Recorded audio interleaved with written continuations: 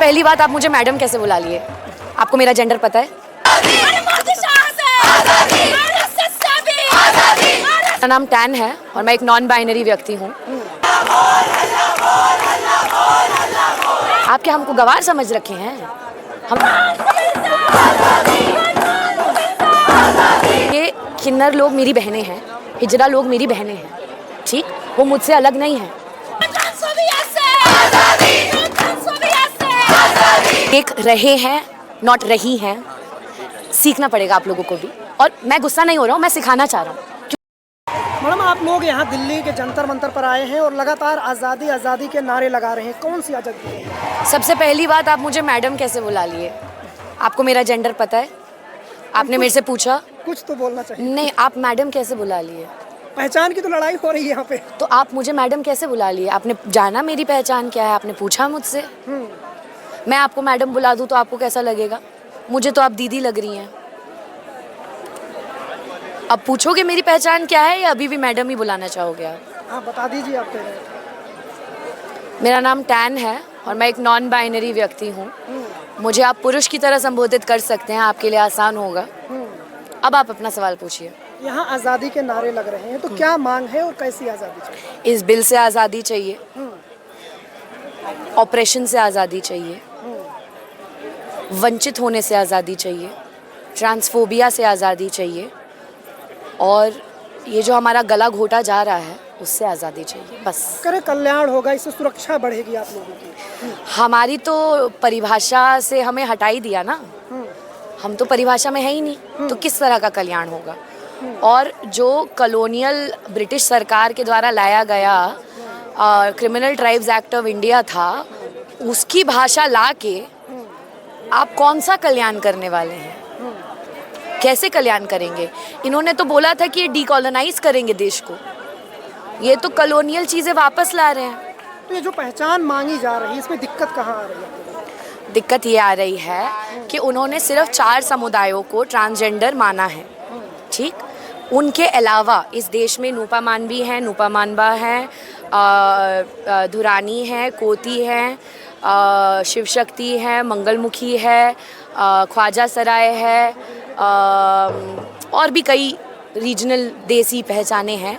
और फिर जो मॉडर्न पहचाने हैं, ट्रांस वुमन, मतलब वो लड़कियां जो पढ़ाई लिखाई करना चाहती हैं, ट्रांस मैन, नॉन बाइनरी लोग, इन सबको बिल से बाहर रख दिया गया है। तो जब इतनी सारी पहचानों को आपने बाहर रखा है और सिर्फ 4 को जगह दी है, तो किस चीज़ की संरक्षण करना चाह रहे हैं आप? क्योंकि हम लोगों का संरक्षण तो नहीं हो रहा है सर। भेदभाव खत्म कर रहे हैं इस बिल के जरिए सरकार। कैसे भेदभाव खत्म कर रहे हैं आप बताइए मुझे।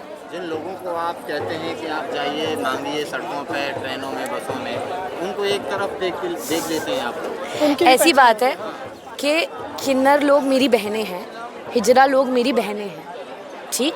वो मुझसे अलग नहीं हैं, वो बस मुझसे ज़्यादा वंचित हैं। उनका अधिकार होना बहुत ज़रूरी है, लेकिन अगर उन्हीं के अधिकार की बात कर रहे हैं तो एंटी बेगिंग लॉ क्यों ला रहे हैं? एंटी बेगिंग लॉ में बधाई टोली को क्यों डाल रहे हैं? क्यों कर रहे हैं? कौन, किसका कल्याण कर रहे हैं? आप क्या हमको गवार समझ रखे हैं? हमें पढ़ना नहीं आता? हम पढ़े लिखे लोग हैं और हिजरा किन्नर समुदाय में भी कई पढ़े लिखे लोग हैं, डॉक्टर हैं, पीएचडी हैं। बेवकूफ़ मत समझिए हमको। आप लोगों को तो अब शामिल किया जा रहा है ना, एजुकेशन में, नौकरियों में, स्वास्थ्य में। नहीं किया जा रहा भैया। अगर किया जा रहा होता तो इधर धरना थोड़ी दे रहे होते, बैठ के पढ़ाई कर रहे होते।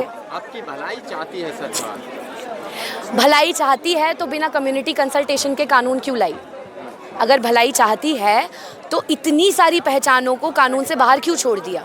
अगर भलाई चाहती है तो ब्रिटिश लोगों के देखने का जो नज़रिया था हमारे समुदाय को, उसी नज़रिए से कानून क्यों ला रही है? अगर भलाई चाहती है तो हमारे संवैधानिक अधिकारों का उल्लंघन क्यों कर रही है इस बिल के द्वारा? आप भलाई चाहते हैं, मैं मान सकता हूँ, लेकिन आपकी कथनी और करनी में फ़र्क पड़ रहा है, ये मैं देख सकता हूँ। सरकार को चिंता थी तभी तो लाए। भैया, अगर मैं आपके बोलूं कि मुझे पुरुषों की बड़ी चिंता है, पुरुषों के साथ बड़ा ऑपरेशन हो रहा है, तो मैं अभी कानून ला रहा हूं जिसके तहत जो भी पुरुष हैं जो वाइट शर्ट पहनते हैं, जिनकी भीगी भीगी सी दाढ़ी है, वो अब से पुरुष नहीं है। आपको लगेगा आपकी सुरक्षा हो रही है? क्या बात कर रहे हैं आप लोग? तो अब क्या करेंगे? इतनी बड़ी तादाद में आए हैं, क्या ये आंदोलन और आगे बढ़ेगा या फिर क्या करने वाले हैं? ये आंदोलन चले आ रहा है 20-25 सालों से कम, और ये आंदोलन चलता रहेगा 20-25 सालों कानून तक, में जब संशोधन तक तो- एक सेकेंड, जब तक हमें dignity, access to health care, access to education, access to employment, access to livelihood, access to life नहीं मिलेगा, तब तक हम लोग आंदोलन करते रहेंगे। इस सरकार का काम है, ये उनका कर्तव्य है, वो कर्तव्य की बात करते हैं, वो ड्यूटीज़ की बात करते हैं। मैं एक नागरिक के तौर पे अपनी हर ड्यूटी फुलफ़िल करता हूँ। मेरे नेबर आंटी को पानी चाहिए होता है, मैं उनको पानी देता हूँ।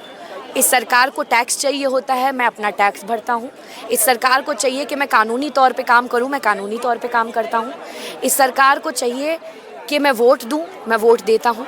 मेरे जो कर्तव्य हैं एक नागरिक होने के तौर पे मैं पूरे करता हूँ, लेकिन सरकार का जो कर्तव्य है कि वो वंचित वर्गों का संरक्षण करे, वो सरकार नहीं कर रही है।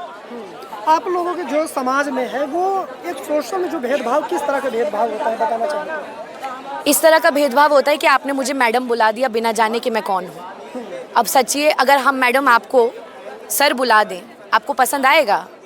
नहीं ना।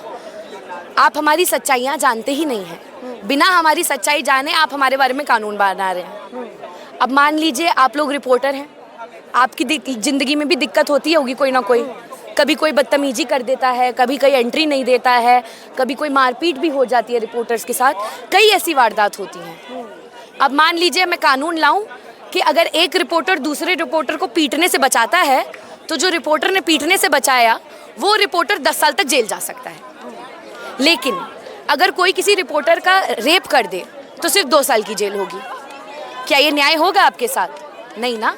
यही चीज़ हमारे समुदाय के साथ की जा रही है, तो ये न्याय कैसे हो सकता है? संसद में तमाम बिल आते हैं, कई दिनों तक बहस होती है, लेकिन ये बिल आया है 3 से 4 घंटे बहस हुई है, उसके बाद ये पास हो गया है राज्यसभा और लोकसभा से। सिर्फ राष्ट्रपति के साइन होना बाकी रह गया है। तो क्या देखती है, किस नज़रिए से देख रही है कि सुप्रीम कोर्ट की तरफ आप रुख करेंगे? देख रहे हैं, नॉट रही हैं।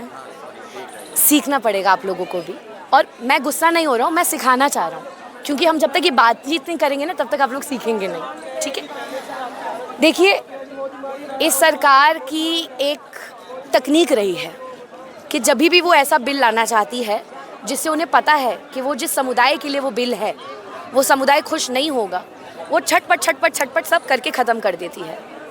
चाहे वो फार्म लॉज में हुआ हो, चाहे वो CNRC में हुआ हो, चाहे वो अभी मनरेगा मजदूर के जो कानून हैं उनको जिस तरह से खारिज किया गया है, ये उनका पैटर्न है। हम इस पैटर्न को जानते हैं, इस पैटर्न से पहले भी लड़े हैं, अभी भी लड़ रहे हैं और लड़ते रहेंगे, क्योंकि हमें वो भारत चाहिए जो हमारे संविधान में लिखा गया है, जहाँ पे सबके पास अधिकार हो, सबके पास गरिमा हो, सबके पास जीवन जीने की आज़ादी हो। और इस आज़ादी के लिए, इस भारत के लिए, उस नव भारत के लिए जहाँ पे सब समान हो, हम लड़ते रहेंगे। विश्व गुरु भारत बताया जाता है, एक तरफ पूरे देश में लाइनें लग रही हैं, चाहे पेट्रोल डीजल के लिए हो, चाहे गैस के लिए हो, एक तरफ ये आप लोगों का बिल आता है, तो वो ज़्यादा महत्वपूर्ण है जहाँ पर देश में संकट आने वाला है। यहाँ तक मोदी जी ने भी कहा है कि हमें तैयार रहना चाहिए। कोरोना के टाइम पर भी हम तैयार रहे हैं, अभी भी आने वाले टाइम के लिए तैयार रहना चाहिए। तो इसे कैसे देखते हैं? ये सरकार अक्सर वंचित वर्गों को एक डिस्ट्रैक्शन की तरह इस्तेमाल करती है, और इस वक्त भी वही हो रहा है। वो चाहते हैं कि वॉर की बात ना हो, वो चाहते हैं कि एप्स्टीन फाइल्स की बात ना हो, वो चाहते हैं कि तेल की प्राइस की बात ना हो, और इसीलिए वो ये कर रहे हैं। लेकिन हम इतने अच्छे से अंतर अनुभाग्यता, इंटरसेक्शनैलिटी सीख चुके हैं कि हम हर मुद्दे को लेके अपने साथ चल सकते हैं। सरकार को एक्चुअली LGBTQ कम्युनिटी से बहुत डर लगता है, क्योंकि हम एक लौता ऐसे समुदाय हैं जो हर समाज की वंचितता को फट से समझ लेते हैं, क्योंकि हम हर उस समाज से आते हैं जिस समाज को वंचित किया जाता है।